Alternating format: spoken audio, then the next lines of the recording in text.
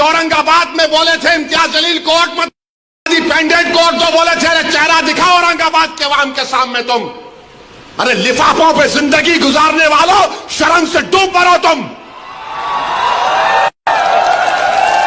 मेरे घर को आए थे, मेरे घर को आए थे हैदराबाद को।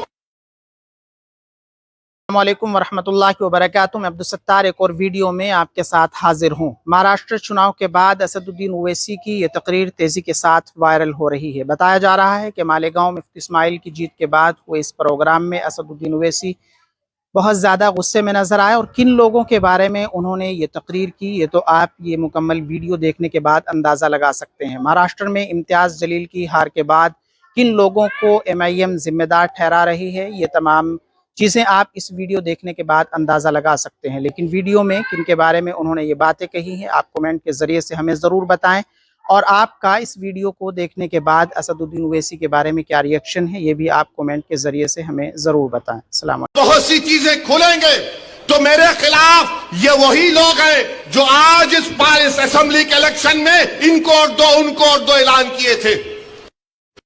वो लोग मुझे फोन करके बोले आप ऐसा क्यों बोल रहे हैं, आप एम्यूनेशन दे रहे हैं बीजेपी को।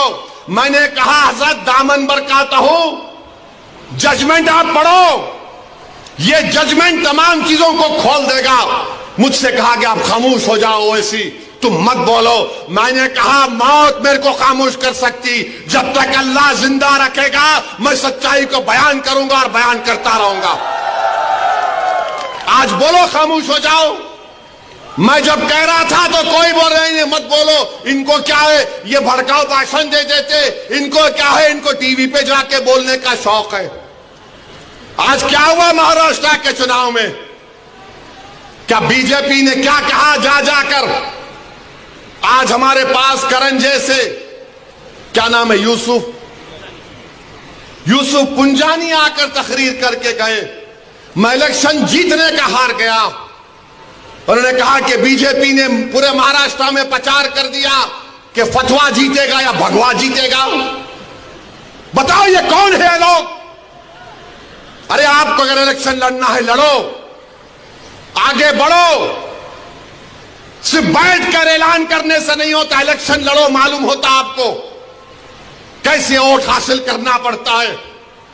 एक आलिम दीन मुफ्ती इस्माइल आपके सामने जो इलेक्शन लड़ रहा भी है, मिंबर रसूल पर आपको अच्छाई को बयान भी करता है और चुनाव भी लड़ता है। मगर यह क्या बात है कि इलेक्शन आएगा इनको और दो उनको और दो। अरे आप लड़ो, आप नहीं लड़ सकते तो अपने दामाद को लाओ, चलो लड़ो ना, क्यों नहीं रोकना। नहीं, हम इनको बोलेंगे उनको बोलेंगे। क्या हुआ, आपने बीजेपी को हैंडल दे दिया। यूसुफ पुंजानी कह रहा है कि बीजेपी गली गली जाकर ऐलान कर दी कि फतवा जीतेगा या भगवा जीतेगा। अरे जब सियासत नहीं आता करना तो मत करो, दुआ करो या हिकमत अमली से इख्तियार करो। नहीं, हमको सब चीज होना। देख लिए क्या हुआ। अब किधर है आप, किधर है नहीं मालूम। कहां है वो लोग जो औरंगाबाद में बोले थे इम्तियाज जलील कोर्ट में, उस समाजवादी पेंडेंट कोर्ट तो बोले थे अरे चेहरा दिखाओ औरंगाबाद के अवाम के सामने तुम। अरे लिफाफों पे जिंदगी गुजारने वालों, शर्म से डूब मरो तुम। मेरे घर को आए थे, मेरे घर को आए थे हैदराबाद को, बगैर बोले मेरे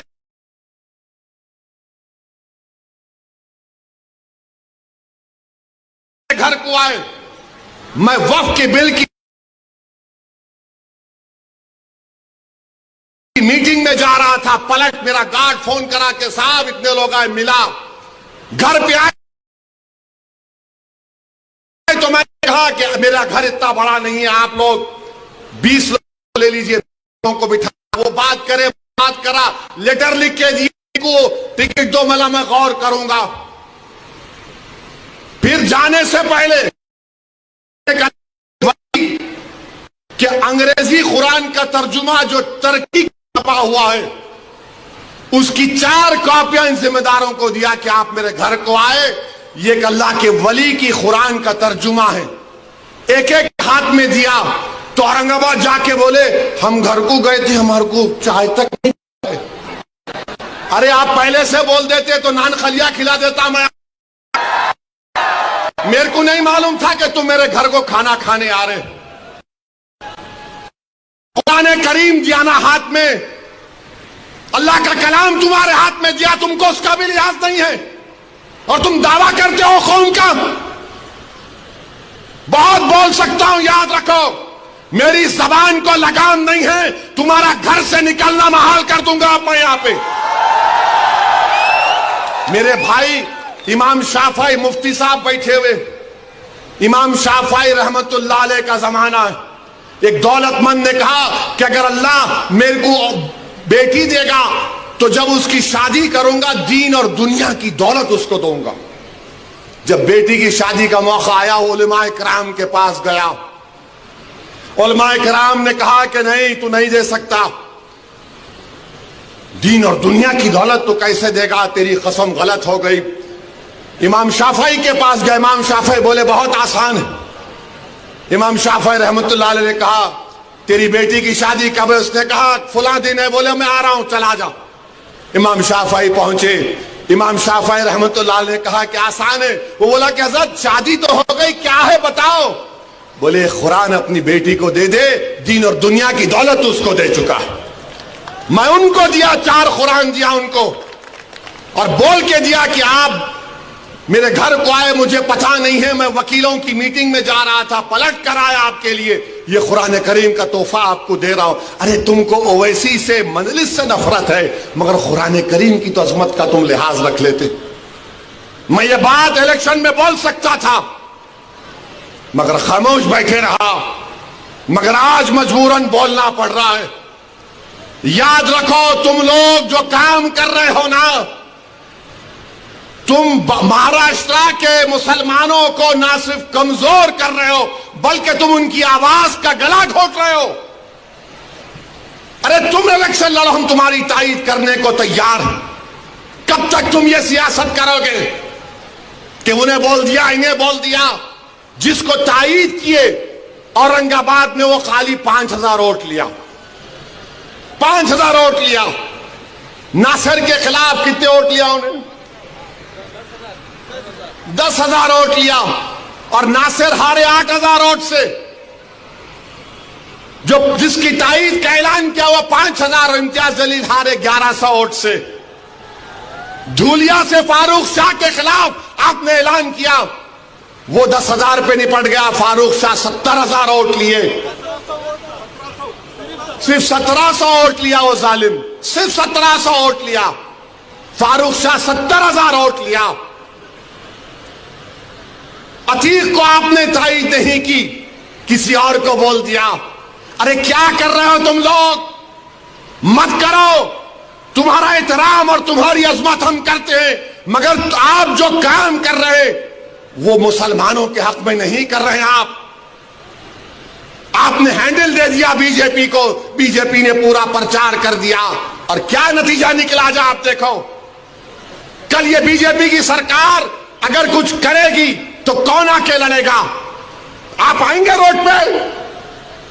यही इम्तियाज जलील, यही फारूक शाह, यही मुफ्ती इस्माइल, यही नासिर सिद्दीकी, यही फारूक शाब्दी, यही वारिस पठान मैदान में उतर के मुकाबला करेंगे।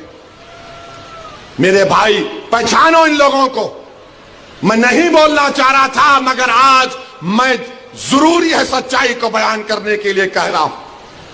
बहरहाल मेरे अजीज दोस्तों और बुजुर्गों, अपने मस्जिदों को आबाद रखो। जो लोग मस्जिदों को छीनना चाहते हैं उसका जवाब क्या है?